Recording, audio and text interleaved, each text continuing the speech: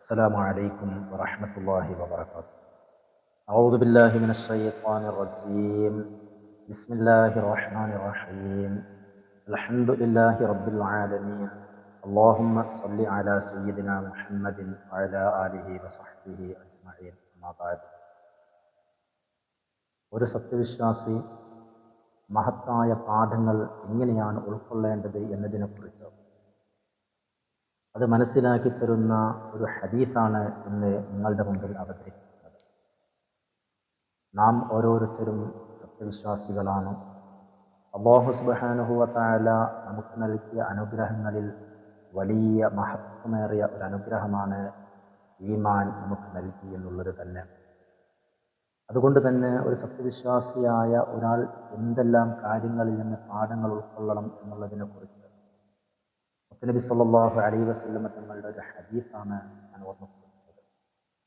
നബി സല്ലല്ലാഹു അലൈഹി വസല്ലം തങ്ങൾ പ്രഭാത സമയത്ത് മഹാനായ മുആദ് റളിയല്ലാഹു അൻഹുവിനെ വിളിച്ചിട്ട് ചോദിച്ചു, അല്ലയോ മുആദ്, ഇന്നത്തെ പ്രഭാതം, ഇന്നത്തെ ദിവസം നിങ്ങൾ എങ്ങനെയാണ് സ്വീകരിച്ചിട്ടുള്ളത്, എതിരേറ്റിട്ടുള്ളത് എന്ന് ചോദിച്ചപ്പോൾ മഹാനായ മുആദ് റളിയല്ലാഹു അൻഹു നബി സല്ലല്ലാഹു അലൈഹി വസല്ലം തങ്ങളോട് പറഞ്ഞ ഒരു യഥാർത്ഥ സത്യവിശ്വാസി ആയിക്കൊണ്ടാണ് ഇന്നത്തെ പ്രഭാതം ഞാൻ സ്വീകരിച്ചിട്ടുള്ളത് എന്ന് മുആദ് റളിയല്ലാഹു അൻഹു സല്ലല്ലാഹു അലൈഹി വസല്ലം തങ്ങളോട് പറയുകയാണ്. ആ സമയത്ത് നബി സല്ലല്ലാഹു അലൈഹി വസല്ലം തങ്ങൾ വീണ്ടും മുആദ് റളിയല്ലാഹു അൻഹുവിനോട് ചോദിച്ചു, സത്യവിശ്വാസത്തിൻ്റെ യാഥാർത്ഥ്യം നീ എങ്ങനെയാണ് മനസ്സിലാക്കിയിട്ടുള്ളത് എന്ന് മുആദ് റളിയല്ലാഹു അൻഹുവിനോട് ചോദിച്ചപ്പോൾ മുആദ് റളിയല്ലാഹു അൻഹുവിൻ്റെ മറുപടി, യാ റസൂലല്ലാഹ്, അവിടുന്ന് നബി സല്ലല്ലാഹു അലൈഹി വസല്ലം തങ്ങളോട് പറഞ്ഞു കൊടുക്കുന്നത്, ഓരോ പ്രഭാതവും കടന്നു വരുന്ന സമയത്ത് വൈകുന്നേരമാകുമെന്നുള്ള ഒരു പ്രതീക്ഷയും എനിക്കില്ല എന്നുള്ളതാണ്. ഓരോ പ്രഭാതവും എനിക്ക് കടന്നു വരുമ്പോൾ വൈകുന്നേരമാകുമെന്നുള്ള പ്രതീക്ഷ എനിക്കില്ല. അതുപോലെ തന്നെ ഞാൻ ഒരു കാല് എടുത്തു വെക്കുകയും അടുത്ത കാല് അതിൻ്റെ മുന്നിലേക്ക് എടുത്തു വെക്കുമെന്നുള്ള ഒരു പ്രതീക്ഷയും എനിക്കില്ല എന്ന് മുആദ് റളിയല്ലാഹു അൻഹു സല്ലല്ലാഹു അലൈഹി വസല്ലം തങ്ങളോട് പറയുകയാണ്. കാരണം എല്ലാം നൽകുന്നവനും എല്ലാം തീരുമാനിക്കുന്നവനും അല്ലാഹുവാണ് എന്നുള്ള ഉറച്ച വിശ്വാസം മുആദ് റളിയല്ലാഹു അൻഹു ഉണ്ടായിരുന്നു. ആ മുആദ് റളിയല്ലാഹു അൻഹു തുടർന്ന് നബി സല്ലല്ലാഹു അലൈഹി വസല്ലം തങ്ങളോട് പറയുന്നത്, ധാരാളം ആളുകൾ നമുക്ക് മുമ്പ് കഴിഞ്ഞു പോയിട്ടുണ്ട്, ധാരാളം ആളുകൾ ഇപ്പോൾ ജീവിച്ചുകൊണ്ടിരിക്കുന്നുണ്ട്, ഇനിയും ധാരാളം ആളുകൾ കടന്നു വരാനുണ്ട്. ഈ ജനങ്ങളെല്ലാം അവർ ചെയ്തിട്ടുള്ള എല്ലാ നന്മ തിന്മകളുടെയും ഏടുകൾ അല്ലാഹു സുബ്ഹാനഹു വ തആല അവരുടെ കൈകളിലേക്ക് ഏൽപ്പിക്കുന്നത്, അവർ ചെയ്തിട്ടുള്ള എല്ലാ പ്രവർത്തനങ്ങളും അവരുടെ നന്മ തിന്മകളുടെ ഏടുകൾ അവരിലേക്ക് ഏൽപ്പിക്കുന്നത് ഞാനിങ്ങനെ എൻ്റെ കണ്ണുകൊണ്ട് കാണുന്നത് പോലെയാണ്.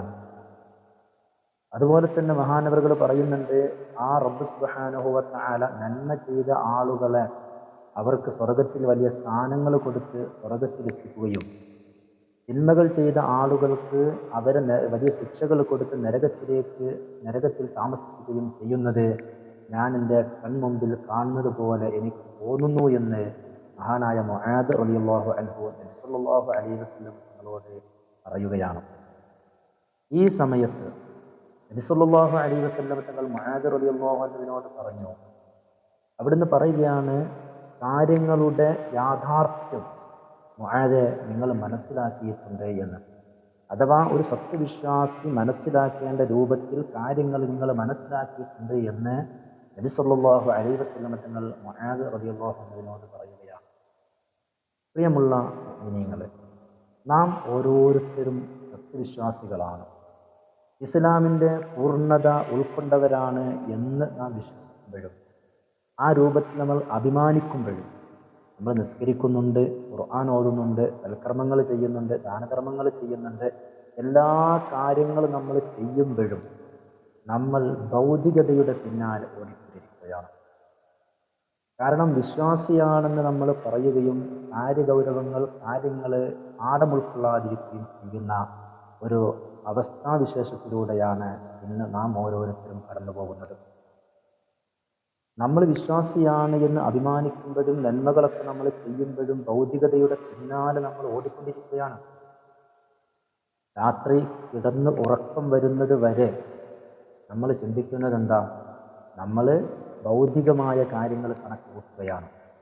ഇതുവരെ നമ്മൾ നേടിയെടുത്തതും ഇന്നത്തെ നമ്മുടെ കാര്യങ്ങളും നാളെ എന്തെല്ലാം കാര്യങ്ങൾ ചെയ്യാൻ പറ്റുമെന്നുള്ള കാര്യങ്ങളൊക്കെ ചിന്തിച്ചുകൊണ്ട് നമ്മൾ ഉറങ്ങുമ്പോഴും അങ്ങനെ ഉറങ്ങിയ നമ്മൾ ഉണർന്നെഴുന്നേറ്റുകൊണ്ട് ഭൗതികമായ ആവശ്യങ്ങൾക്ക് വേണ്ടി നമ്മൾ നെട്ടോട്ടം ഓടുകയാണ്. ഈ ഭൗതികമായ ആവശ്യങ്ങൾക്ക് വേണ്ടി നമ്മൾ നെട്ടോട്ടം ഓടുമ്പോഴും നാം ചിലത് മറന്നുപോകുന്നു എന്നുള്ളതാണ്. നമ്മൾ പാഠം ഉൾക്കൊള്ളേണ്ട പലതും ഈ ഓട്ടത്തിനിടയിൽ നമ്മൾ കാണുന്നുണ്ട്, നമ്മൾ അറിയുന്നുണ്ട്. അതിൽ നമ്മൾ ആ ഒരു കാര്യത്തിൽ നമ്മൾ ചിലപ്പോൾ പങ്കെടുക്കുന്നുണ്ടാവും. പക്ഷെ എന്നിരുന്നാലും നാം ഭൗതികതയുടെ ഭ്രാന്ത് പിടിച്ചുകൊണ്ട് നാം അതെല്ലാം മറന്നുപോയി. ഒരു ഉദാഹരണം പറയട്ടെ.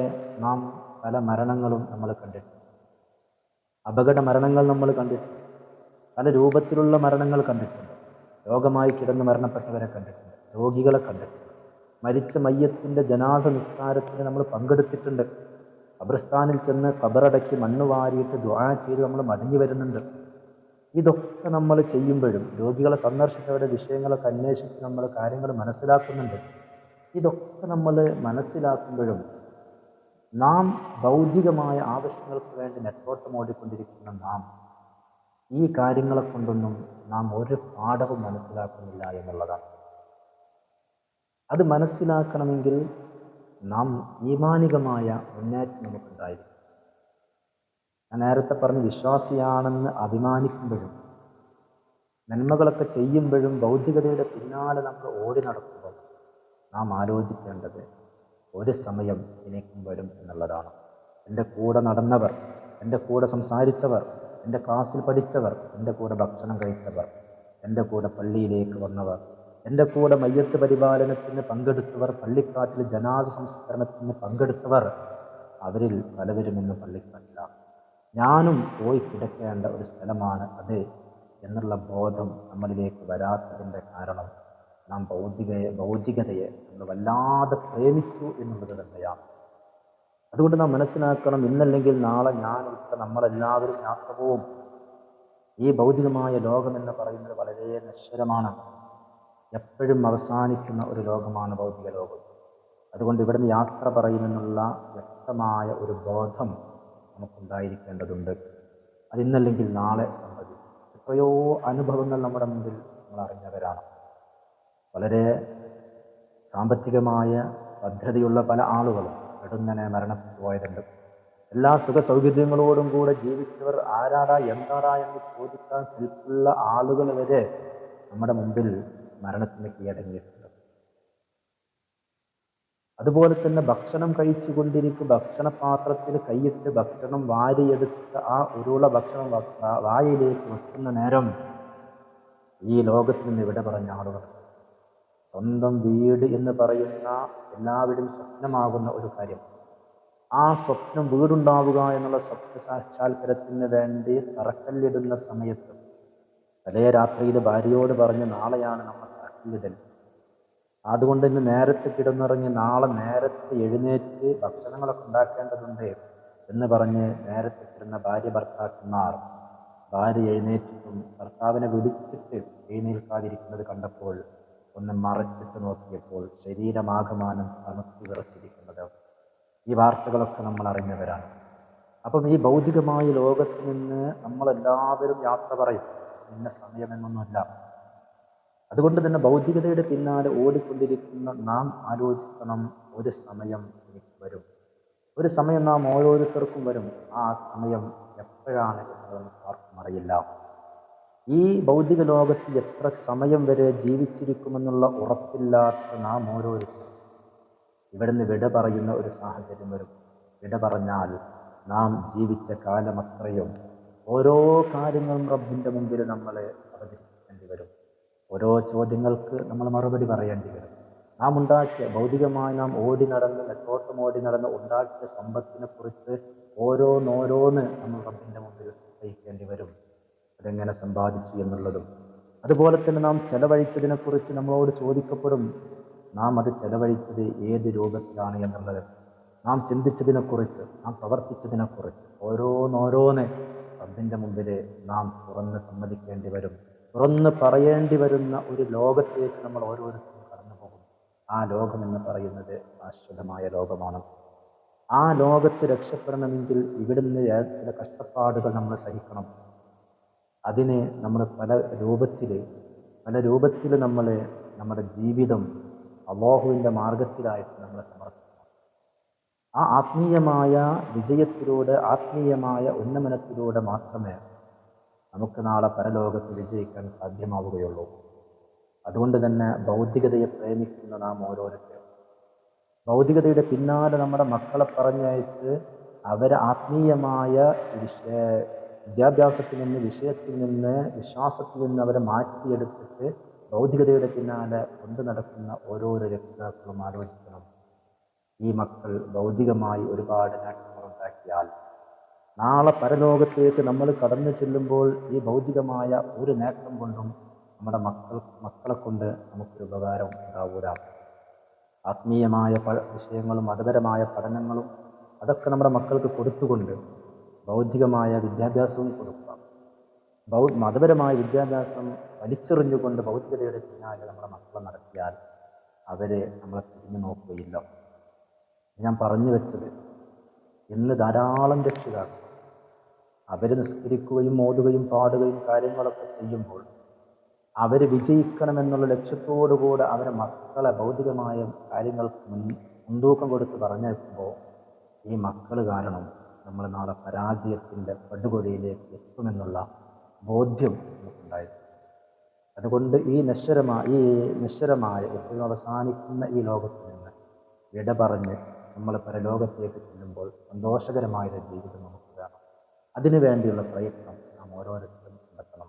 നമ്മുടെ ചിന്തകൾ, നാം കാണുന്ന ഓരോ കാര്യങ്ങളിലും നാം എന്തെല്ലാം നല്ല കാര്യങ്ങൾ നമുക്കതിനെ പാഠം ഉൾക്കൊള്ളാനുണ്ടോ അതെല്ലാം ഉൾക്കൊണ്ടുകൊണ്ട് നല്ലൊരു ജീവിതം നമ്മൾ നയിക്കണം. അല്ലാഹു സുബ്ഹാനഹു വ തആല നമുക്ക് തൗഫീഖ് നൽകുമാറാവട്ടെ എന്ന് ദുആ ചെയ്തുകൊണ്ട് അസ്സലാമു അലൈക്കും വറഹ്മത്തുള്ളാഹി വബറകാതുഹു.